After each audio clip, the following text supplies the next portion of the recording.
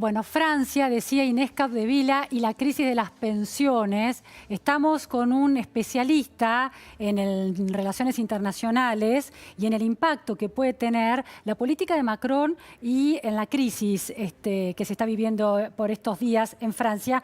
Patricio Carmody, analista internacional. Muchísimas gracias, Patricio, por estar aquí. Gracias por la invitación. Patricio es especialista, como decía, en relaciones internacionales y doctor en esa área y en diplomacia por el Centro de Estudios de la Escuela de Altos Estudios Internacionales de París. Bueno, este paro general, marchas, protestas, enfrentamientos entre los manifestantes y las fuerzas del orden en las calles de París particularmente, pero en toda Francia.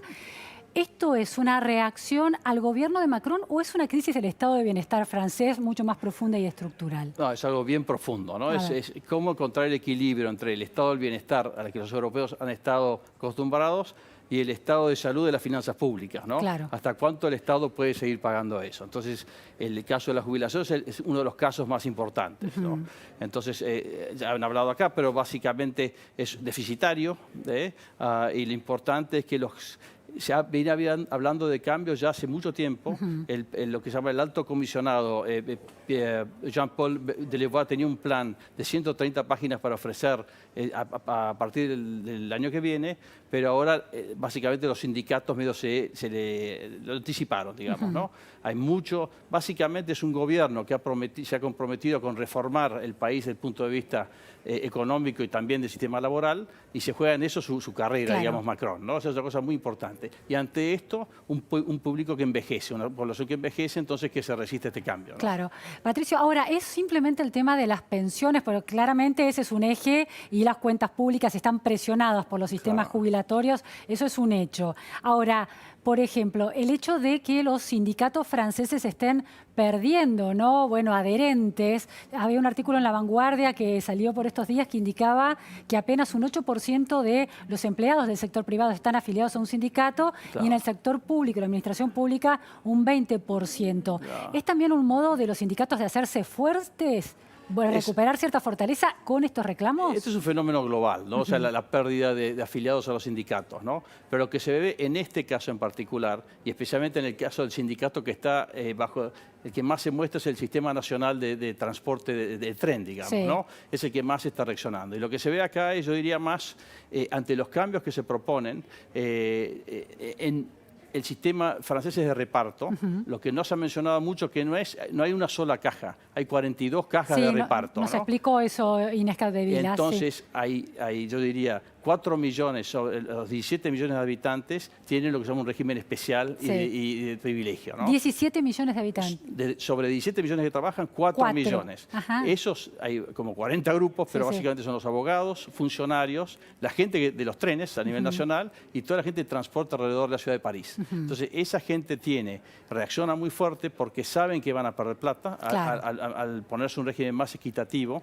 La otra cosa importante es que ellos trabajan menos tiempo que los demás, y eso es algo que negociaron cuando entraron. O sea, ellos dicen, el sistema de salida fue negociado cuando entramos, ¿no? Entonces, eso es un privilegio que no quieren cambiar, Ahora, ¿no? Patricio, ese privilegio de 4 millones de personas, ¿es visto por el resto de estos 17 millones que están afectados por el tema de pensiones como privilegio? Justamente. Entonces, el juego que está haciendo Macron él lo presenta como una jugada equitativa, mientras estos 4 millones ven que va a bajar su media de jubilación, y otros hasta digamos, yo diría, la cantidad, los años trabajados, ¿no?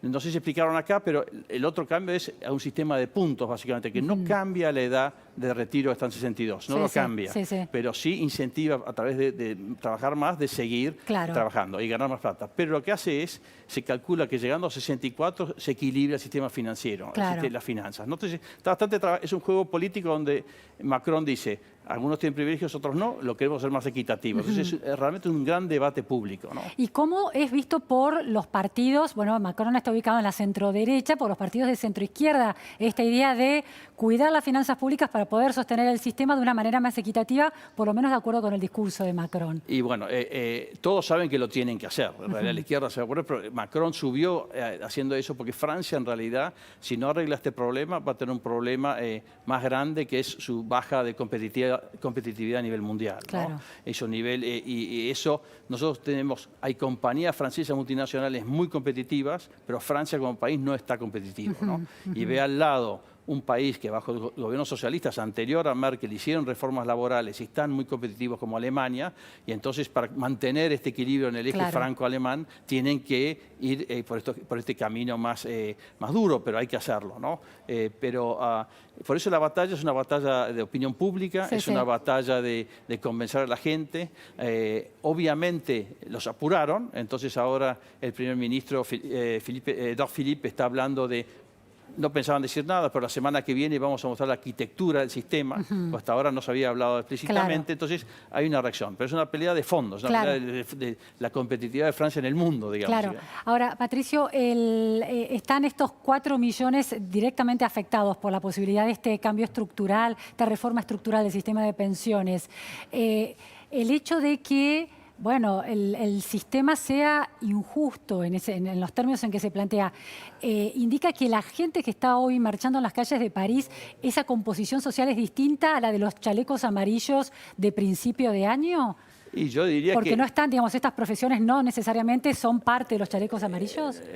Yo diría que, a ver, son los beneficiados. Los que están marchando probablemente son los 4 millones que se benefician de este sistema. Claro. Que no creo que sean muy parecidos a los chalecos amarillos, ¿no? En términos de composición social. Y me da la impresión de que no. O sea, porque los chalecos amarillos es más bien gente excluida de los sistemas, los más perdedores del sistema. Claro. ¿no? Estos son beneficiados, si queremos, del sistema injusto según Macron. ¿no? Y los otros sindicatos franceses, ¿no? Porque siempre uno tiene la idea de sindicatos franceses fuertes, más allá del de transporte que va a ser impactado por esta reforma, ¿cómo están reaccionando a la reforma de Macron? Y va a ir va a haber sindicatos hasta de abogados y funcionarios haciéndolo mucho más sutil, no se puede levantar contra el gobierno, obviamente, y obviamente los que sean ligados al transporte, como también pero los que no están afectados por los que no son beneficiarios de estas pensiones de privilegio, de alguna manera. Sindicatos de otro tipo de sector. No se nota una gran reacción todavía, ¿no? Pero no hay comentarios sobre y porque debates... en realidad estos van a ser los beneficiados. O sea, porque van a salir a protestar si van a ser beneficiados. Pero están dando su opinión pública en los debates que se están dando. Es muy temprano, todavía. Y en esos casos lo que hace el que se beneficia medio se queda más callado. ¿no? ¿Hay alguna figura política que esté identificado en contra de la reforma que se viene?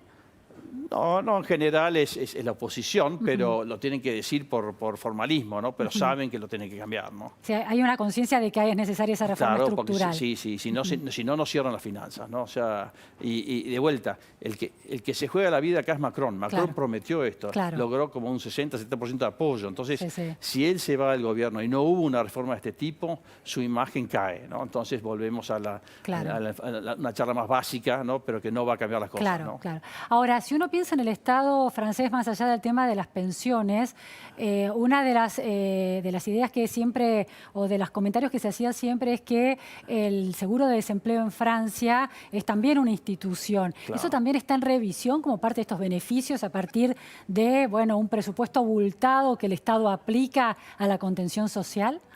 Siempre es un punto importante. Yo no he visto grandes cuestionamientos y nunca se manifiestan de este modo, ¿no? Claro. Son cosas además... primero, todo el mundo aprecia que tiene un seguro de desempleo, ¿no? Entonces, el tipo de protestas son mucho más sutiles, diría yo, ¿no?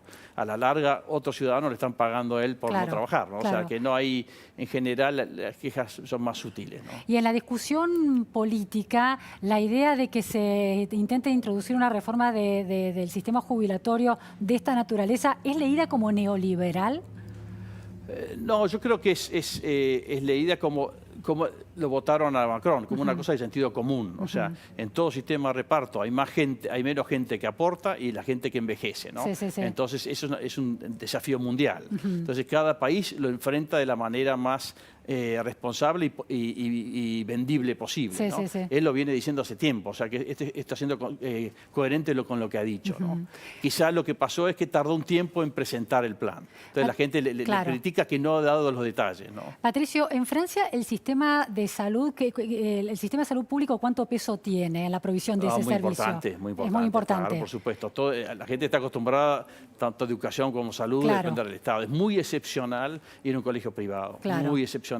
Nosotros nos damos cuenta, llegamos a Francia, mandamos a un hijo a un colegio privado y están los hijos de los políticos y las estrellas. Claro, o sea, muy expatriados o celebrities. Claro, celebrities total. Uno claro. dice, pero ¿por qué estoy acá en un curso de celebrities? Porque es muy inusual. Claro, o sea. claro. Y el tema de la salud pública también. Está estructurado el sistema para que aún las clases medias y los sectores acomodados acudan a la salud pública. Correcto, sí, totalmente. O sea, salvo cosas muy excepcionales, pero sí, esa es la idea. Sí. ¿Y hay un replanteo en torno a la provisión de esos servicios por parte del Estado a partir de esta falta de recursos que se está dando por el impacto del sistema de pensiones? Justamente lo que yo digo es las acciones que tienden a balancear las finanzas ayudan a que los otros sistemas funcionen mejor. ¿no? Está visto como una cosa que el Estado debe proveer, no hay discusión en ese tema. ¿no? O sea, hay consenso de que ese Estado tiene que seguir siendo fuerte. Correcto. El tema es cómo se financia, es la gran pregunta. O sea, los ferrocarriles son públicos. Claro, ¿no? claro. Dan un déficit, por ejemplo, de 14.000 millones. Si vos decís que el déficit de salud era de jubilaciones era 3.000 millones, estos son 14.000 millones. Hay 14.000 trenes, solo van a funcionar 1.400 ahora, pero para mantener cada tren al año cuesta $1 millón. O sea, imagínate la cantidad de plata que es eso. Está subsidiado. Y obviamente, sistema. o sea, tiene costo. Entonces, toda esta discusión, el transporte es bienestar también. Claro. Entonces, toda esta discusión se materializa. Por eso también sacan estos informes. Miren, el sistema nacional, al sindicato le dicen, ante la opinión pública, cuesta un montón.